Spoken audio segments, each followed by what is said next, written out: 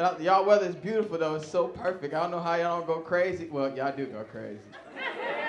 But it's so perfect all the time. I realized I love this weather when I went home recently and was watching a football game with some of my homies, and I realized that there's no manly way to ask for a blanket. There's no manly way to tell your thug friend your toes cold, brother.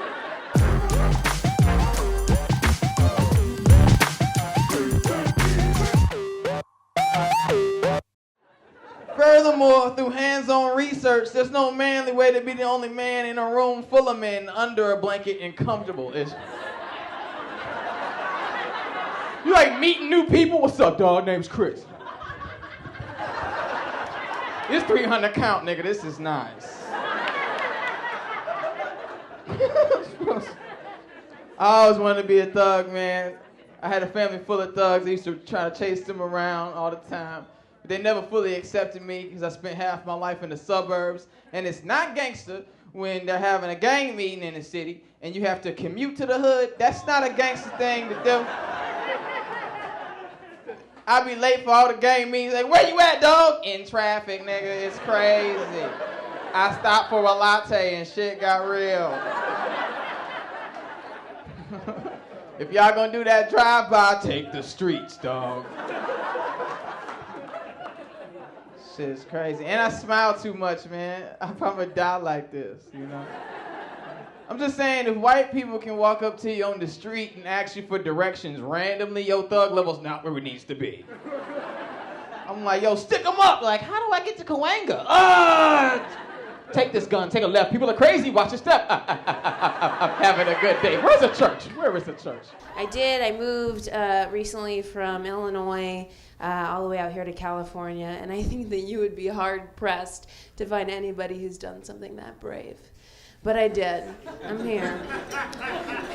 And when I lived in Chicago, I used to ride my bike everywhere. And so when I moved here to LA, I thought, hey, I can ride my bike here, until I realized that you guys hate that.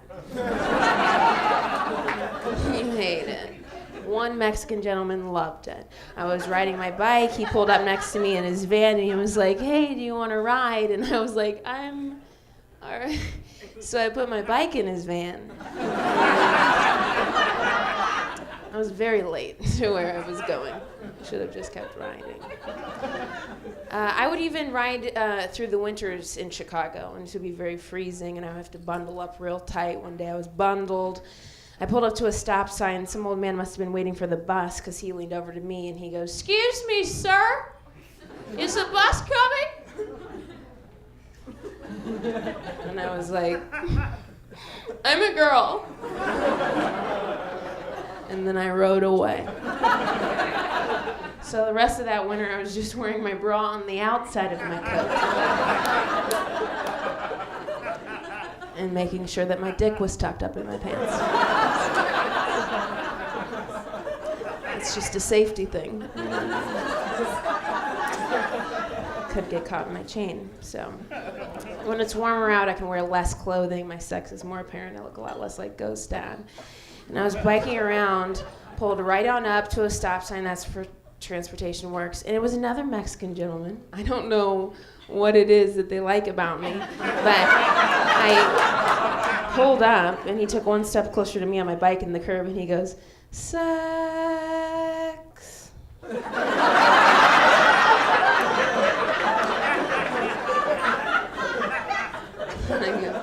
And I go, no.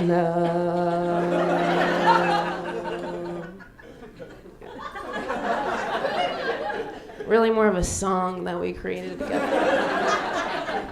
It's hard to ride away from somebody when you collaborate like that. I want to look good in this town. Ugh, being in LA, it changes your perceptions of what beauty is and how to take care of yourself. I saw the hottest married couple I've ever seen in my entire life when I first got here. I've been here for a year and a half. There's more of them. But these people, they both met and work in the same gym that I go to. The husband, he's like an avatar. He at least 7 feet tall, this guy, but he's not lean. He's he's huge. Like, I've never seen somebody so defined and ripped. He looks like the day he was born is when he just punched his way out of the Earth's core and he tamed a wild horse and rode it with no saddle to the LA Fitness in North Hollywood and then filled out an application. Got the job that day. And he's beautiful to look at, too. And I'm not gay, but I get nervous around him. I'm just like, hey, Steve, how you doing, man? Don't look at my stomach, please. What do you want to do? Pecs? Yeah, I'll do pecs. And then I follow him around the gym. I love that guy. He's like the captain of the football team, and I'm like that out-of-shape bald girl that has a crush on him. So that's And his wife is like an Amazon. She's got like 1 inch underneath him. And she's like all tan and beautiful, and these like bionic woman thick legs and these Sarah Connor defined arms and this 12-pack. I think she killed somebody and took their 6-pack and then grafted it like Highlander. Dude, I fantasize about them fucking together when I'm alone. I'm not even in the fantasy.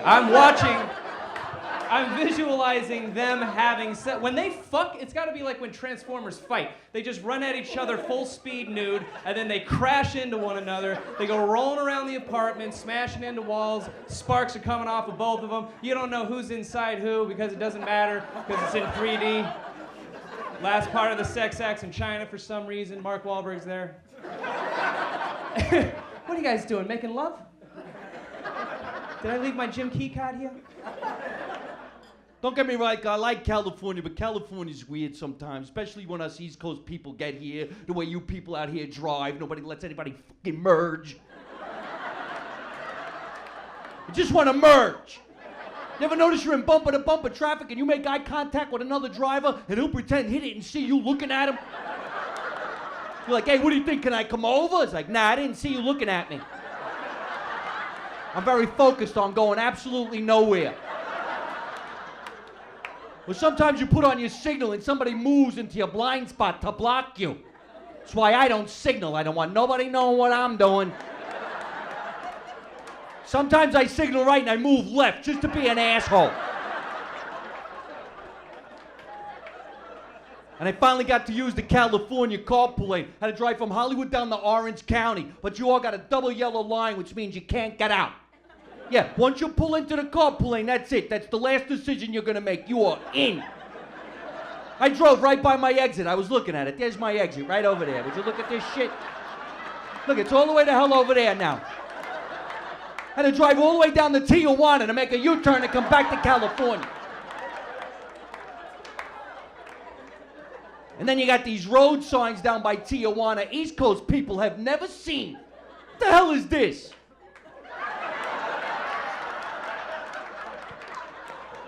Come on, Hollywood, don't say you didn't see this shit.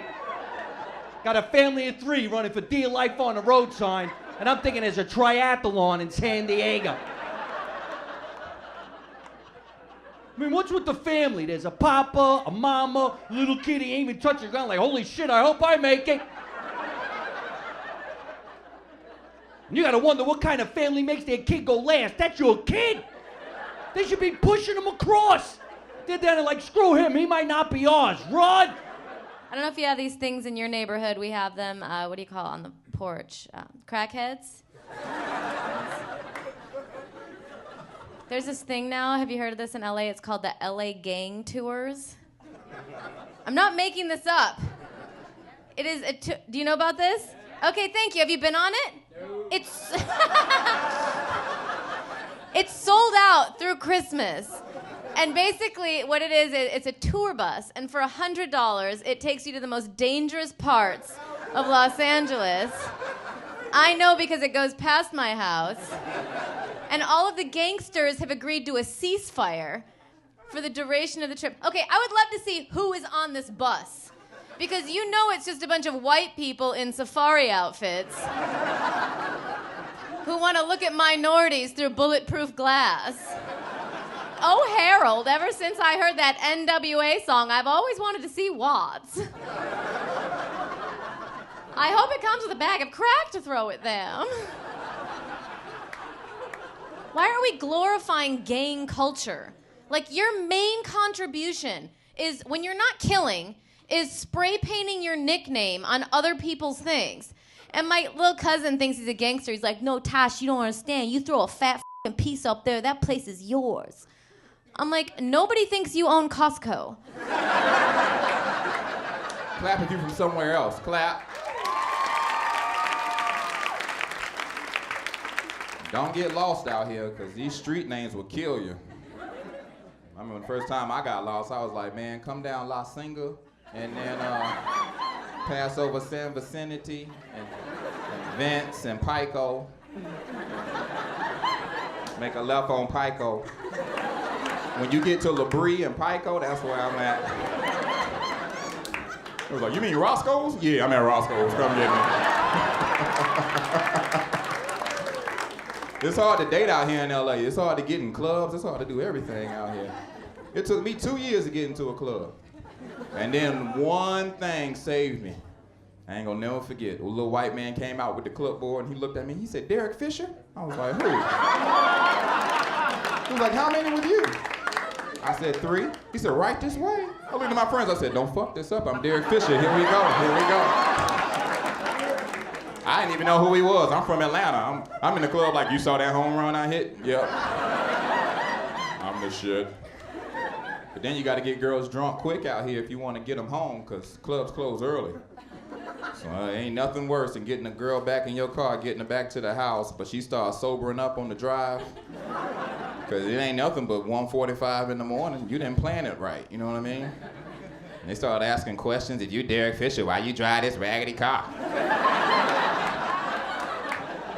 Because my real car in the shop. Hey, we here.